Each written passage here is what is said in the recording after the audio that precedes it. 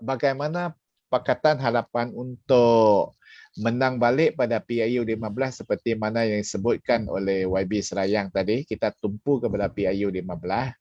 Dalam konteks ini, Presidential Council, Majlis Presiden Pakatan Harapan telah mengumumkan beberapa hari yang sebelum ini akan menggunakan dasar kemah besar. So di sini saya ingin minta YB Sungai Buloh jelaskan lebih lanjutlah kepada untuk kefahaman penonton kita. Yang pertamanya, apakah maksud kemah besar? Dan seterusnya, bolehkah konsep ini ataupun strategi ini untuk mengkonsolidate semua parti-parti pembangkang menjerang PIU 15 ini? Terima kasih. Saya pun sama pendapat dengan YB William bahawa saya tidak anggap ini sebagai satu kegagalan. Sebaliknya bagi saya, hakikat bahawa 105 ahli parlimen di pembangkang menunjukkan perpaduan yang rapat dan solid. Ya, 105 bersama-sama memberi sokongan kepada Datuk Seri Anwar Ibrahim sebagai calon Perdana Menteri kita. Itulah satu kejayaan sebenarnya. Dan bagi saya, inilah kejayaan yang sekarang kita harus kekal, ya. Dan kalau boleh kita perkuatkan lagi dalam tempoh ini kepada menjelang PRU 15. Jadi inilah hubungannya dengan konsep kemah besar ini. Di pembangkang sekarang, di barisan pembangkang, kita ada 105. Pakatan Harapan, 3 parti kita, Keadilan, DAP dan Amanah, kita ada 88. Baki 17 itu adalah daripada warisan 8 orang, Pejuang 4 orang, PSB 2 orang, APCO seorang, Mudah seorang dan beberapa bebas, ya, beberapa bebas. Jadi inilah, tapi yang saya gembira, semua ini berpadu dan menunjukkan perpaduan yang kuatlah dalam satu isu, sama ada kita sokong Sadar Anwar sebagai Perdana Menteri dan kita tunjuk kepada rakyat itu. Jadi bagi saya satu tumpuan utamalah kepada Pakatan Harapan, ya, sebagai tunggak pembangkang ini adalah untuk ikan 105 ini kekal sebagai satu blok yang solid yang menunjukkan perpaduan.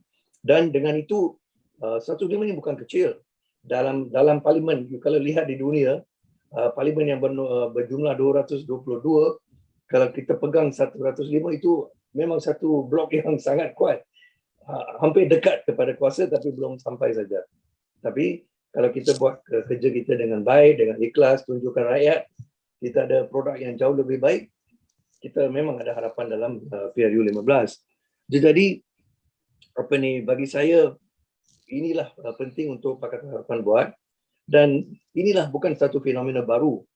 Ini kita dah dulu daripada tahun 98 selepas Anwar Ibrahim dipenjarakan dan sebagainya. Inilah dimula oleh Presiden kita masa itu, Dr. Wan Azizah.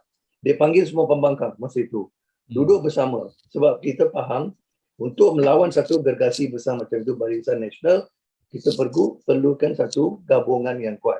Dari sini pun, saya lihat pada PRU 15, kita akan berdepan dengan gabungan inilah. PN ke, BN ke, apa-apa nama dia. Mereka pun faham. Satu parti macam contoh UMNO sajalah seorang, satu parti, tak ada kuasa untuk melawan kita. Dan mereka mesti berpakat dan buat gabungan, ya, atau coalition dengan parti-parti lain.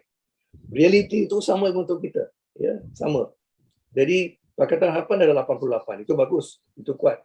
Tapi kalau kita kekalkan 105 ini, itu jauh lebih baik juga. Dan kita gabungkan tenaga kekuatan politik kita. Kita bawa semua penyokong kita, kita menyokong satu sama lain dalam pilihan raya akan datang. Dan dengan itu rakyat bagi saya itu akan memberi keyakinan lah kepada lebih keyakinan kepada rakyat. Jadi bukan satu kerja yang senang, ya, sebab di dalam parti-parti ini ada banyak pandangan yang berbeza.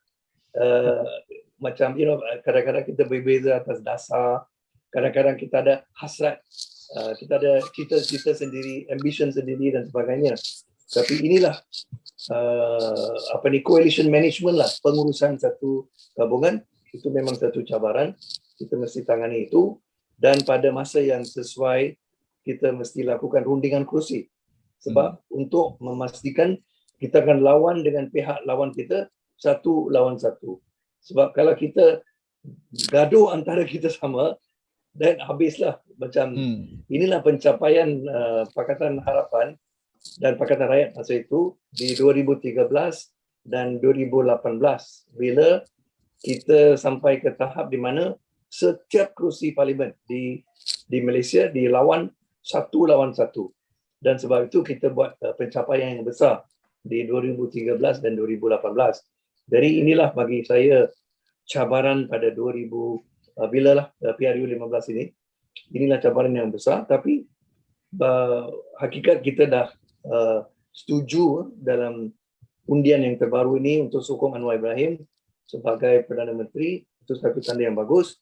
Sekarang kita kena teruskanlah kerja memperkasakan 105 ini untuk bertindak sebagai pembangkang dan menunjuk kepada rakyat inilah pembangkang bakal kerajaan barulah. Inilah the kerajaan baru, dan daripada parti-parti yang berbeza betul, tapi kita boleh kerjasama atas isu penting dan kita boleh perintah negara ini bersamalah kalau diberi peluang lah ya. So bagi saya itulah konsep Big Ten ini, kemah besar ini, dan setakat ini APCO sudah setuju bersama dengan Pakatan Harapan. PSB telah kata dia tak mau masuk ke dalam gabungan kita, tapi mereka sokong walaupun mereka kekal di luar. Dan bagi saya itu okeylah, itu isu teknikal kita akan bincang. Yang penting ialah 105 ini boleh duduk di bawah kemah ini yang besar. Ini yang pentinglah.